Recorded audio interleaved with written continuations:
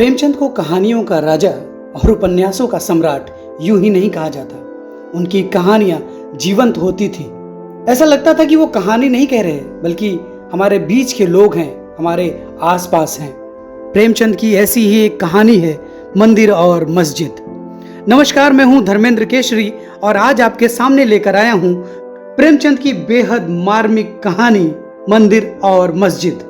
प्रेमचंद की ये कहानी एक उदार मुस्लिम चौधरी इतरत अली की कहानी है, जिसका मानना है कि खुदा और भगवान एक ही हैं। चौधरी जहां हर रोज 5 बजे गंगा तट पर जाकर स्नान करता है और सुराही में गंगा जल भर उसका सेवन करता है, वहीं दूसरी ओर नियम से 5 वक्त की नमाज भी पढ़ता है। चौधरी इतरत अली की जिंदगी कैसी थी और कैसे कुछ घटनाओं ने पूरी जिंदगी बदल दी, यही कहानी कहती है मंदिर और मस्जिद। ये कहानी इतनी प्रासंगिक है कि ऐसा लगता है कि ये कहानी नहीं बल्कि यथार्थ है, मानो ये सच हम आज भी जी रहे हों। शुरू करते हैं कहानी मंदिर और मस्जिद।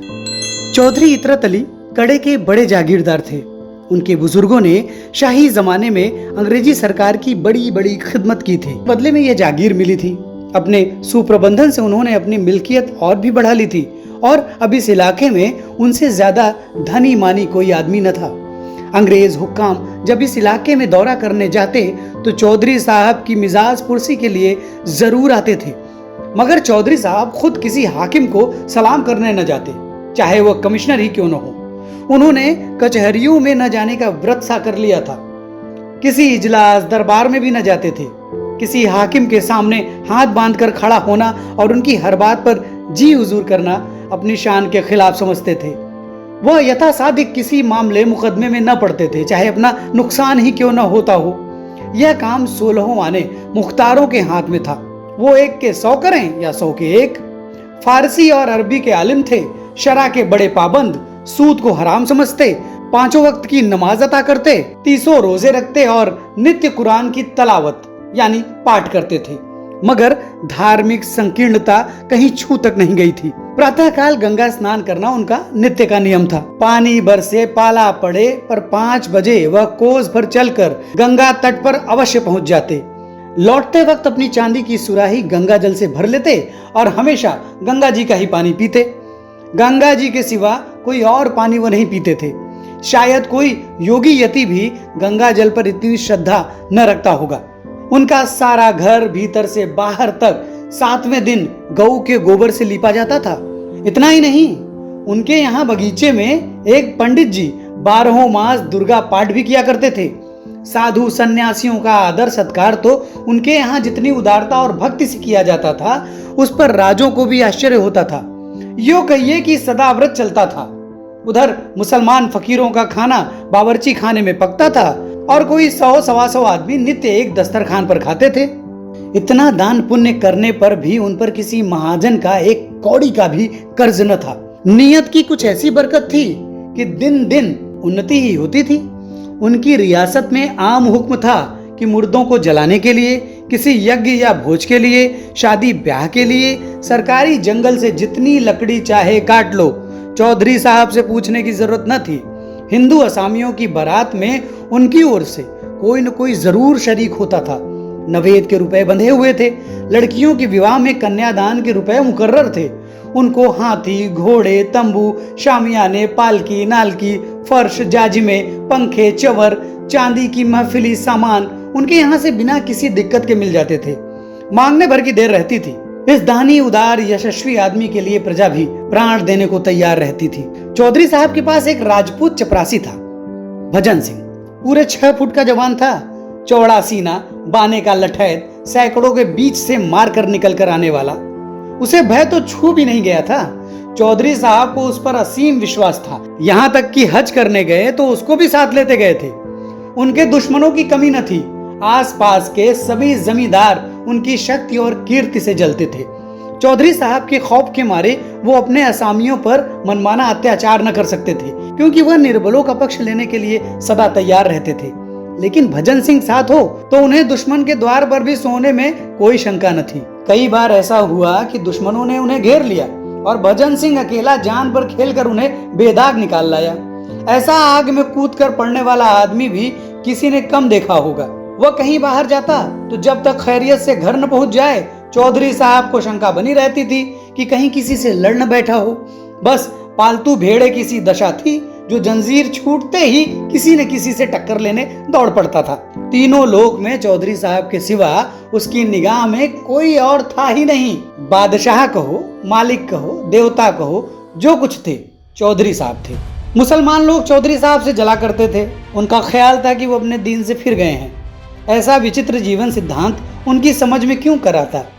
मुसलमान सच्चा मुसलमान है तो गंगा जल क्यों पिए, साधुओं का आदर सत्कार क्यों करे, दुर्गा पाठ क्यों करावे? मुल्लाओं में उनके खिलाफ हंडिया पकती रहती थी और हिंदुओं को जग देने की तैयारियां होती रहती थी। आखिर यह राय तय पाई गई कि ठीक जन्माष्टमी के दिन ठाकुर द्वारे पर हमला किया जाए और हिंदुओं का सिर नीचा कर दिया जाए। दिखा दिया जाए कि चौधरी साहब के बल पर फूले फूले फिरना तुम्हारी भूल है। चौधरी साहब कर ही क्या लेंगे? अगर उन्होंने हिंदुओं की हिमायत की तो उनकी भी खबर ली जाएगी, सारा हिंदू पर निकल जाएगा। अंधेरी रात थी। कड़े के बड़े ठाकुर द्वारे में कृष्ण का जन्मोत्सव मनाया जा रहा था। एक वृद्ध महात्मा पोपले मुंह से तंबूरों पर ध्रुव पर अलाप रहे थे और भक्तजन ढोल मंजीरे लिए बैठे थे। इनका गाना बंद हो तो हम अपनी कीर्तन शुरू करें। भंडारी प्रसाद बना रहा था।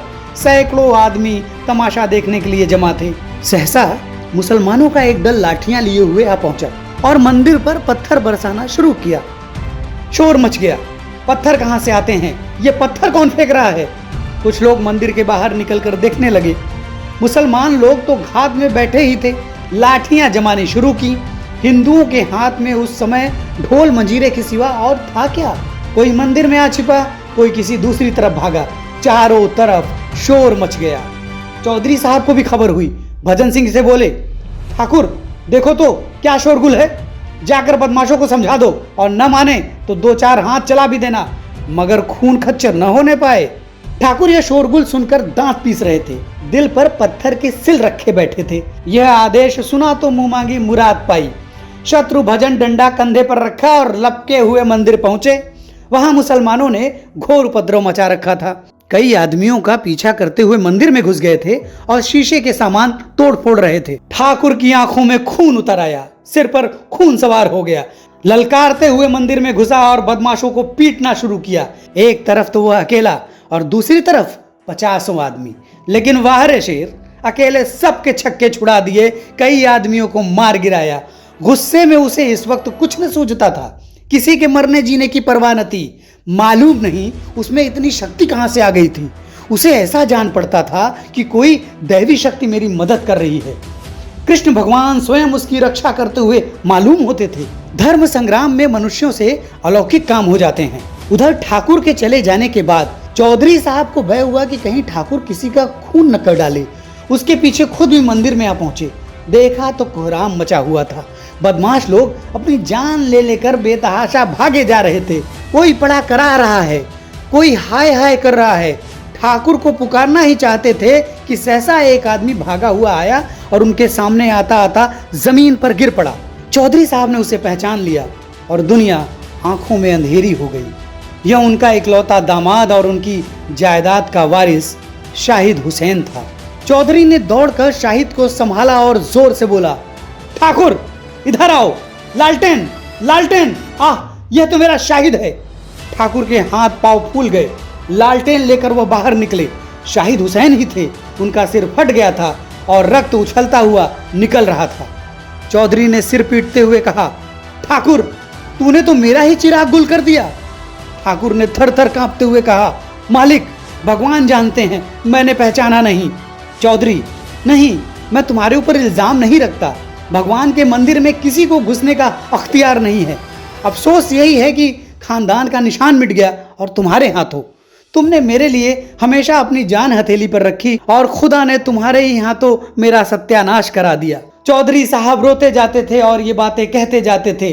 ठाकुर ग्लानि और पश्चाताप से गड़ा जाता था। आखिर उसका अपना लड़का मारा गया होता तो उसे इतना दुख न होता।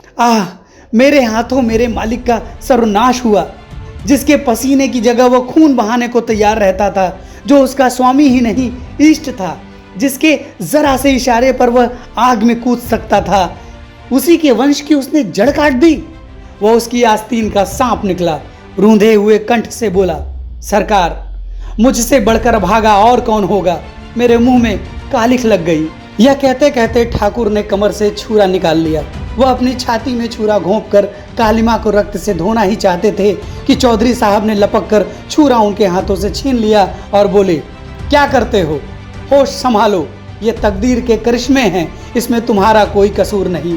खुदा को जो मंजूर था वह हुआ। मैं अगर खुद शैतान के बहकावे में आकर मंदिर में घुसता और देवता की तौहीन करता और तुम मुझे पहचान कर भी कत्ल कर देते तो मैं अपना खून माफ कर देता।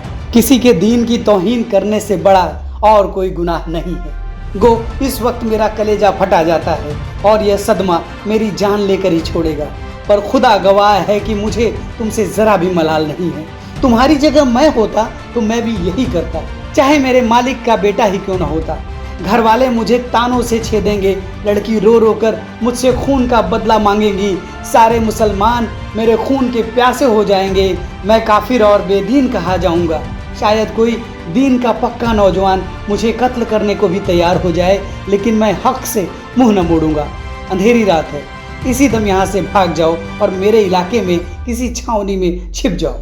वह देखो, कई मुसलमान चले आ रहे हैं, मेरे घर वाले भी हैं, भागो भागो। साल भर भजन सिंह चौधरी साहब के इलाके में छिपा रहा। एक और मुसलमान लोग उसकी टोह में लगे रहते थे, दूसरी ओर पुलिस, लेकिन चौधरी उसे हमेशा छिपाते रहते थे। अपने समाज के ताने सहे, अपने घर वालों का तिरस्कार सहा, पुलिस के वार सहे, मुल्लाओं की धमकियां सही, पर भजन सिंह की खबर किसी को कानो कान न होने दी।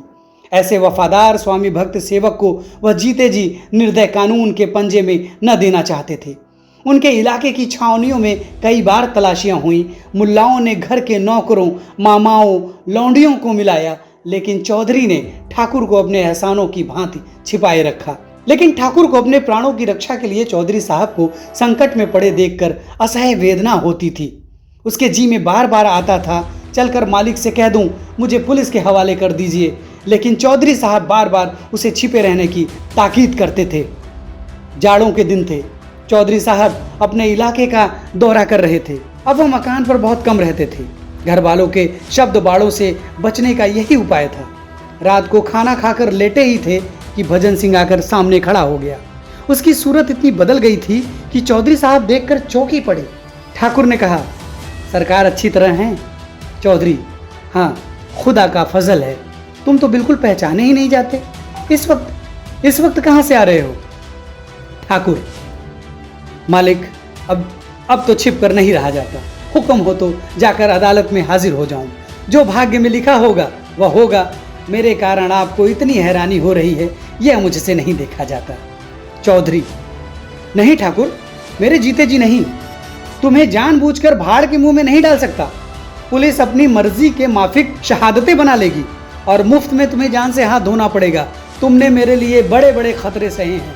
अगर मैं तुम्हारे लिए इतना भी न कर सकूं तो मुझसे बड़ा एहसान फरामोश और कौन होगा। इस बारे में अब फिर मुझसे कुछ मत कहना। ठाकुर, कहीं किसी ने सरकार। चौधरी, इसका बिल्कुल गम न करो। जब तक खुदा को मंजूर न होगा कोई मेरा बाल भी बांका नहीं कर सकता।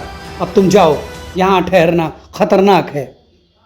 ठाकुर, सुनता हूँ लोगों ने आपसे मिलना जुलना छोड़ दिया है। चौधरी, दुश्मनों का दूर ही रहना अच्छा। लेकिन ठाकुर के दिल में जो बात जम गई थी वह न निकली। इस मुलाकात ने उसका इरादा और भी पक्का कर दिया। इन्हें मेरे कारण यूं मारे मारे फिरना पड़ रहा है। यहाँ इनका कौन अपना बैठा हुआ है जो चाहे आकर हमला कर सकता है। मेरी इस जिंदगानी को धिक्कार। प्रातःकाल ठाकुर जिला हाकिम के बंगले पर पहुंचा। साहब ने पूछा, तुम अब तक चौधरी के कहने पर छिपा था? ठाकुर, नहीं हुजूर, अपनी जान के खौफ से। चौधरी साहब ने यह खबर सुनी तो सन्नाटे में आ गए। अब क्या हो? अगर मुकदमे की पैरवी न की गई तो ठाकुर का बचना मुश्किल है। पैरवी करते हैं तो इस्लामी दुनिया में तहलका पड़ जाता है। चारों तरफ से फतवे निकलने लगेंगे। उधर मुसलमानों ने ठान ली कि इसे फांसी दिलाकर ही छोड़ेंगे। आपस में चंदा किया गया। मुल्लाओं ने मस्जिद में चंदे की अपील की। द्वार द्वार झोली बांधकर घूमे।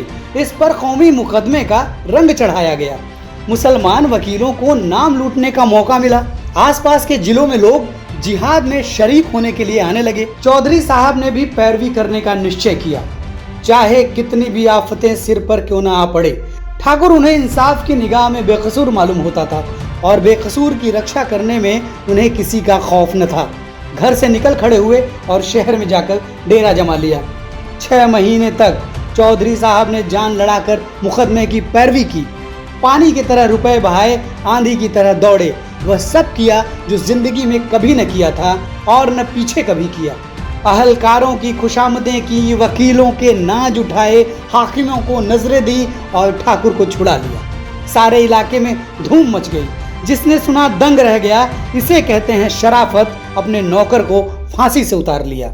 लेकिन सांप्रदायिक द्वेष ने इस सत्कार्य को और ही आंखों से देखा। मुसलमान झल्लाए, हिंदुओं ने बगले बजाई। मुसलमान समझे इनकी तो रही सही मुसलमानी भी गायब हो गई। हिंदुओं ने ख्याल किया अब इनकी शुद्धि कर लेनी चाहिए, इसका मौका आ गया है। मुल्लाओं ने जोर जोर से तबलीग की हाँक लगानी शुरू की। हिंदुओं ने भी संगठन का झंडा उठाया। मुसलमानों की मुसलमानी जाग उठी और हिंदुओं का हिंदुत्व। ठाकुर के कदम भी इस रेले में उखड़ गए। मनचले थे ही, हिंदुओं के मुखिया बन बैठे। जिंदगी में कभी एक लोटा जल तक शिव को न चढ़ाया था, अब देवी देवताओं के नाम पर लठ चलाने के लिए उद्यत हो गए। शुद्धि करने को कोई मुसलमान न मिला तो 2-1 चमारों ही की शुद्धि करा डाली। चौधरी साहब के दूसरे नौकरों पर भी असर पड़ा। जो मुसलमान कभी मस्जिद के सामने खड़े न होते थे वो 5 वक्त की नमाज अदा करने लगे। जो हिंदू कभी मंदिरों में झांकते न थे वो दोनों वक्त संध्या करने लगे। बस्ती में हिंदुओं की संख्या अधिक थी। उस पर ठाकुर भजन सिंह बने उनके मुखिया, जिनकी लाठी का लोहा सब मानते थे। पहले मुसलमान संख्या में कम होने पर भी उन पर गालिब रहते थे क्योंकि वो संगठित न थे। लेकिन अब वो संगठित हो गए हैं। मुट्ठी भर मुसलमान उनके सामने क्या ठहरते। 1 साल और गुजर गया। फिर जन्माष्टमी का उत्सव आया। हिंदुओं को अभी तक अपनी हार भूली न थी।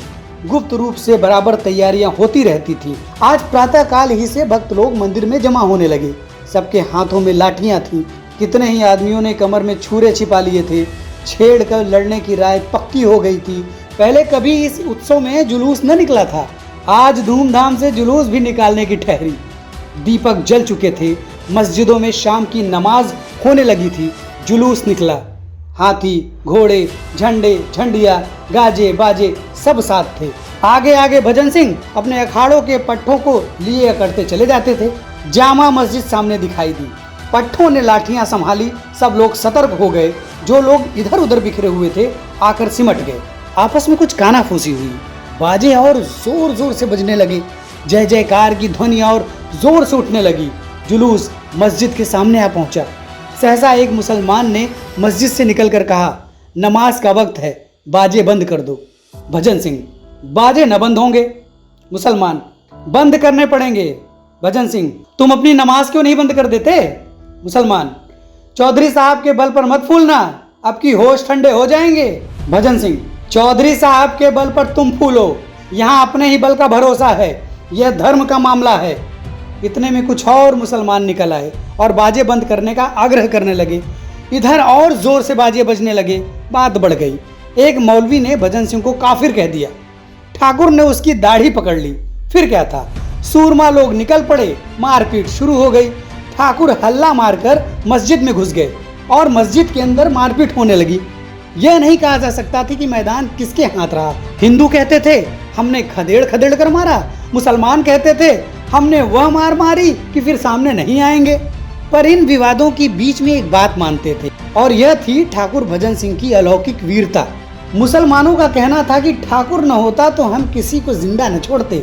हिंदू कहते थे कि ठाकुर सचमुच महावीर का अवतार है। इसकी लाठियों ने उन सबों के छक्के छुड़ा दिए। उत्सव समाप्त हो चुका था। चौधरी साहब दीवान खाने में बैठे हुए हुक्का पी रहे थे। उनका मुख लाल था, त्योरियां चढ़ी हुई थी और आंखों से चिंगारियां से निकल रही थी। खुदा का घर नापाक किया गया, यह ख्याल रह रहकर उनके कलेजे को मसोसता था। खुदा का घर नापाक किया गया। जालिमों को लड़ने के लिए क्या नीचे मैदान में जगह न थी? खुदा के घर में यह खून खच्चर, मस्जिद की यह बेहुरमती। मंदिर भी खुदा का घर है और मस्जिद भी। मुसलमान किसी मंदिर को नापाक करने के लिए जिस सजा के लायक हैं, क्या हिंदू मस्जिद को नापाक करने के लिए उसी सजा के लायक नहीं? और यह हरकत ठाकुर ने की। इसी कसूर के लिए तो उसने मेरे दामाद को कत्ल किया था। मुझे मालूम होता है उसके हाथों ऐसा फल होगा तो उसे फांसी पर चढ़ने देता। क्यों उसके लिए इतना हैरान, इतना बदनाम, इतना जेरबार होता? ठाकुर मेरा वफादार नौकर है। उसने बारहा मेरी जान बचाई है। मेरे पसीने की जगह खून बहाने को तैयार रहता था, लेकिन आज उसने खुदा के घर को नापाक किया है और उसे इसकी सजा मिलनी चाहिए। इसकी सजा क्या है? जहन्नुम। जहन्नुम की आग के सिवा इसकी कोई और सजा नहीं है। खुदा, जिसने खुदा के घर को नापाक किया, जिसने खुदा की तौहीन की, खुदा की तौहीन। सहसा ठाकुर भजन सिंह आकर खड़े हो गए। चौधरी साहब ने क्रोधोन्मत्त आंखों से देखा और कहा, मस्जिद में घुसे थे तुम? भजन सिंह, सरकार, मौलवी लोग हम पर टूट पड़े थे। चौधरी, मेरी बात का जवाब दो जी, मस्जिद में घुसे थे? भजन सिंह, जब उन लोगों ने मस्जिद के भीतर से हमारे ऊपर पत्थर फेंकना शुरू किया तब हम लोग उन्हें पकड़ने के लिए मस्जिद में घुस गए। चौधरी, जानते हो मस्जिद खुदा का घर है? भजन सिंह, जानता हूं हुजूर, क्या इतना भी नहीं जानता? चौधरी, मस्जिद खुदा का वैसा ही पाक घर है जैसे मंदिर। भजन सिंह ने इसका कुछ जवाब नहीं दिया।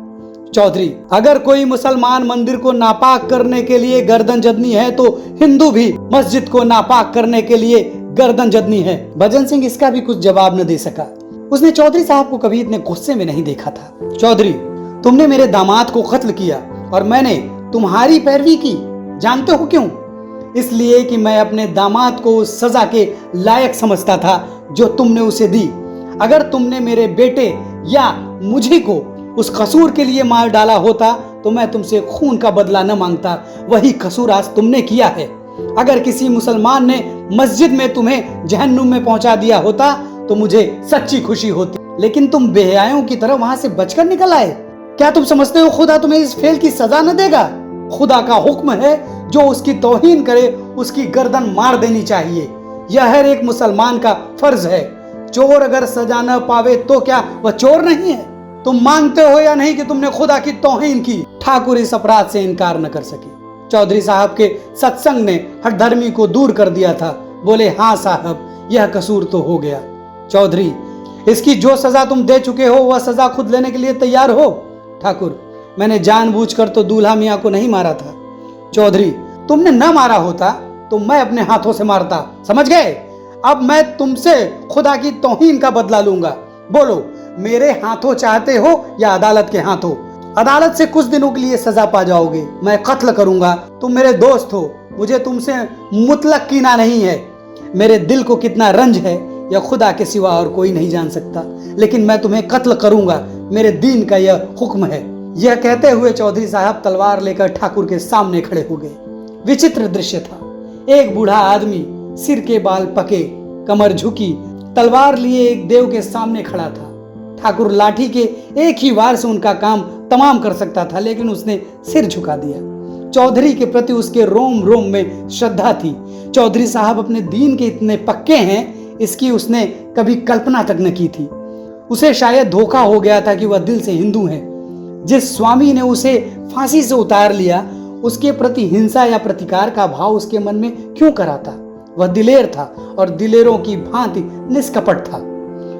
उसे इस समय क्रोध न था, पश्चाताप था, मरने का भय न था, दुख था। चौधरी साहब ठाकुर के सामने खड़े थे। दीन कहता था मारो, सज्जनता कहती थी छोड़ो। दीन और धर्म में संघर्ष हो रहा था। ठाकुर ने चौधरी को असमंजस देखा, गदगद कंठ से बोला, मालिक, आपकी दया मुझ पर हाथ न उठाने देगी। अपने पाले हुए सेवक को आप मार नहीं सकते, लेकिन यह सिर आपका है। आपने इसे बचाया था, आप इसे ले सकते हैं। यह मेरे पास आपकी अमानत थी, वह अमानत आपको मिल जाएगी। सवेरे मेरे घर किसी को भेजकर मंगवा लीजिएगा। यहाँ दूंगा तो उपद्रव खड़ा हो जाएगा। घर पर कौन जानेगा किसने मारा। जो भूल चूक हुई हो क्षमा कीजिएगा। यह कहता हुआ ठाकुर वहां से चला गया। ये थी प्रेमचंद की प्रासंगिक कहानी मंदिर और मस्जिद। कहानी कैसी लगी कमेंट करके जरूर बताइएगा, और ये भी बताइएगा कि आप किन कहानियों को सुनना चाहते हैं। मेरी कोशिश होगी प्रेमचंद के अलावा और भी बड़े लेखकों की कहानियां आप तक पहुंचाना। अगर वीडियो आपको अच्छा लगा हो तो सब्सक्राइब करना मत भूलिएगा, बेल आइकन भी दबा दीजिएगा, साथ ही शेयर भी कीजिएगा और कमेंट भी। आपके प्यार भरे कमेंट ही हमारी ऊर्जा है। धन्यवाद। नमस्ते।